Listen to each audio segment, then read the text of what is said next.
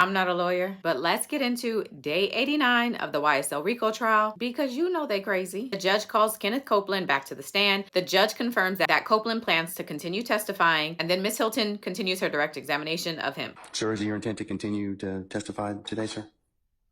Yes. Okay. All right. Summon our jurors, please. You Shannon Little D? I thought I told you yesterday. Okay, but you didn't tell the jury. So is that the same three people? It's the same. Again, the same three individuals. Is that a yes for the record? Yeah.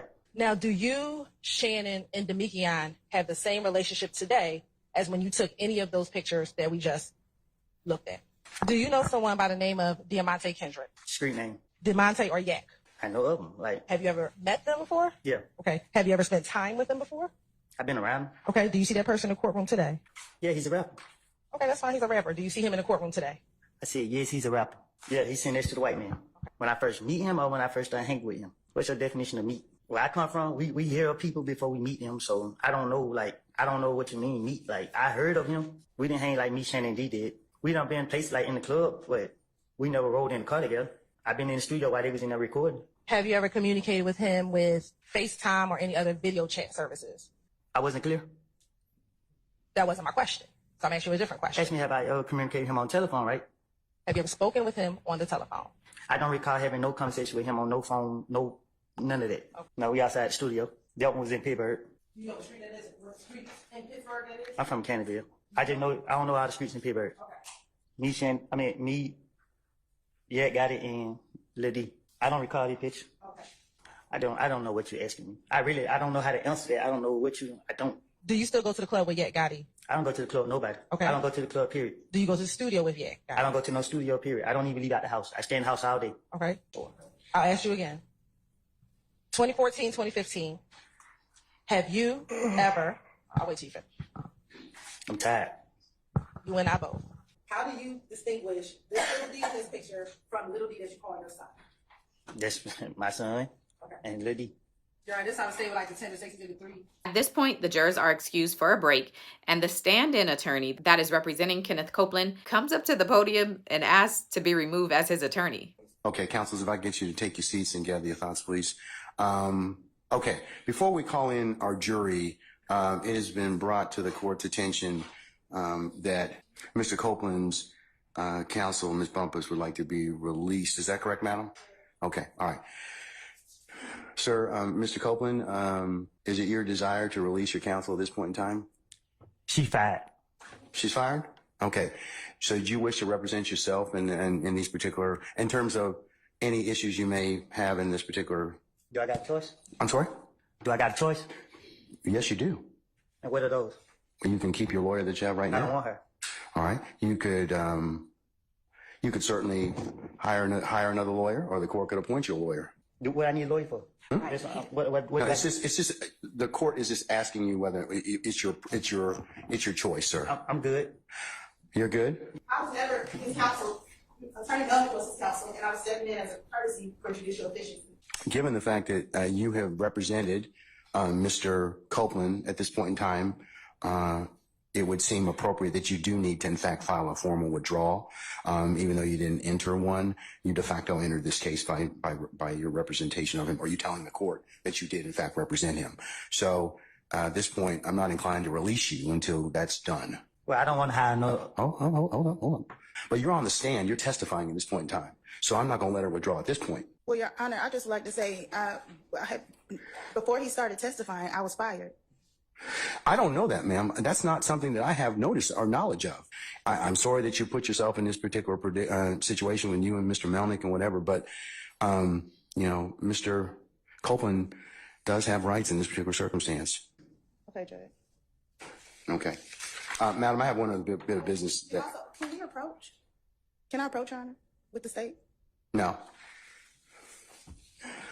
What does he want to tell me? I don't want to say it in open court. All right, State, Ms. Bumpus, come on up.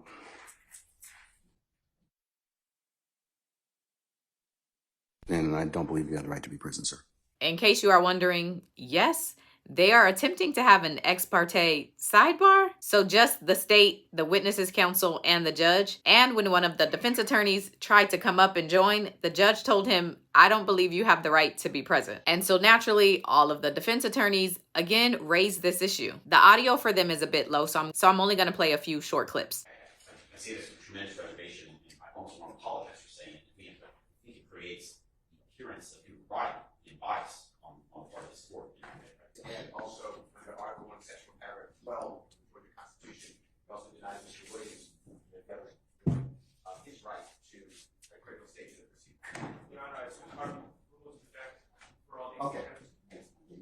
And then Ms. Love reasserts that the meeting without the defense is fine to do in this instance because it has to do with the civil contempt of Kenneth Copeland and not this criminal trial. She basically said that it's similar to the state issuing a subpoena for a witness, and when that witness doesn't show up to testify, the state can have that person arrested, which they already did to another witness in this trial. And her point is that this situation with these ex parte meetings are the same thing. It has nothing to do with the defense because it's a civil matter. Your Honor, what I believe that Ms. Bumpus wants to address with the court is strictly and solely the civil matter that involves the motion of the state to compel her client, Mr. Copeland, to testify. That matter is a separate matter from the trial that is going on now. It is akin to the state moving the court for a material witness warrant for a person who refuses to obey a properly served subpoena. It is not something to which either defendant is a party, and for that reason, it is our position that counsel for the defendants are simply wrong in this instance. All right. I don't know what she's going to say, so that may make it not subject to ex parte or not. But what does he want to tell me, madam? Can you tell me the subject matter? Yeah, about when he said he fired. We'll have to have a hearing on that issue. That's not an ex parte matter, okay? Well, what I'm trying to say is something that happened during the ex parte matter, which is why I don't want to say it in open court. No, I'm good. I'm good at this point in time. So if that's it, no, it's not gonna be ex parte, okay? Okay, can we bring Mr. Copeland back in, please? At this point, the court is still of the opinion that you need to file a motion to withdraw and give your client an opportunity to respond to that. And so Jonathan Melnick is just able to be released? Melnick is Kenneth Copeland's original attorney. He's the one who had those non-refundable airline tickets, and that's why he's not here. See, I don't know what the arrangement was between you and Mr. Melnick. I have no idea. That's not my purview. All I know is that Mr. Melnick was here on Friday. He said he was going on a vacation. I don't know if he even properly entered an appearance in this case. I know that his leave wasn't appropriate in this case because he asserted himself as and represented to all concerned that he was in fact Mr. Copeland's attorney. So, and then Mr. Melnick said that he would have counsel for Mr. Copeland on Monday, and that was you. Judge, may I speak? Mr. Melnick told me that she was only going to be here for 1 day, and that she was going to make sure that after she done then, it was going to be. See, but I have no knowledge of those discussions, and because they asserted themselves as your lawyer, you have certain constitutional protections as being represented by an attorney. Mr. Copeland, I'm going to send our jury to lunch. I'm going to let you talk with Ms. Bumpus afterwards, okay? All right. And then during the lunchtime hour, and then after that time, I'll go ahead and make a decision at that point, okay? After lunch, the judge decides that Ms. Bumpus can be released, but he also gives her an order to show cause with a return date of June 25th. Order to show cause means that Ms. Bumpus has to come back and convince the judge why he should or should not grant an action. It's not clear what that action that she will be arguing for or against is, but she got to come back. All right, so I will go ahead and authorize you to withdraw as his counsel in this matter, okay? Thank you, Judge. Okay. I'm excused? Not quite yet. Madam, as a result, I'm going to also have you appear on the 25th of June. I have filed an order to show cause, and I'm going to give you a copy of it. You can read it, acknowledge it, just that you received a copy of it, and we'll see you on the 25th of June at 9:30. All right. So you need to be here for that day, okay?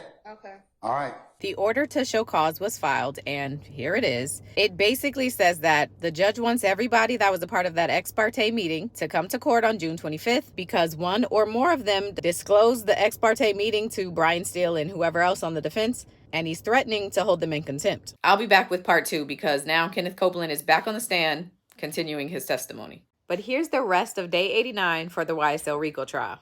Enjoy Kenneth Copeland's testimony. Tell us who's in the picture. Me, rapper Lil Boosie, Shannon D, and it looked like the other Lil D. All right, so both little D's are in that picture. That's what I said. So I'm looking here. Hold up, let me make sure they me. Make sure. Yeah. Me. It looked like the other background, but I can't. Is that you? Just yes or no? What did I just say? I just said that was me. Okay. You can tell us who's inside the picture now that it's enlarged for you. Excuse me. In 2014, was that your Instagram name? Not that I recall. Me and Young Thug. There's me and Young Thug. You need to scroll in a little bit more. Yeah, I don't know. Are you able to zoom in more? That me. That dude. I got stood up again. Birdman. And you? Young Thug and me. Me and Young Thug. Me and Young Thug. Is that also you and Young Thug? Yes. Rapper Yak got it. Young Thug. Duke. Me. And that's you with the red hair. Look like me, don't it? It look better than me now, though, but... Did I ask you already with this? I don't recall. That's why I'm asking you. With all due respect, sometimes I be forgetting how old I am today. I be have to count the years that I was born, sometimes to say my age today. I would never be able to tell you how old I was in none of the pictures. I can't recall when they was taken. That I just showed. Yeah, you keep asking me the same question, knowing I don't comprehend you when you asking me that. Like, talk to me in a way where I understand. Does he have blonde hair in his picture? Is blonde and gold the same? Do you think blonde and gold are the same? I wouldn't just ask you that if I thought it. Yankee, 164 Echo Hotel, and 164 Echo. Get back.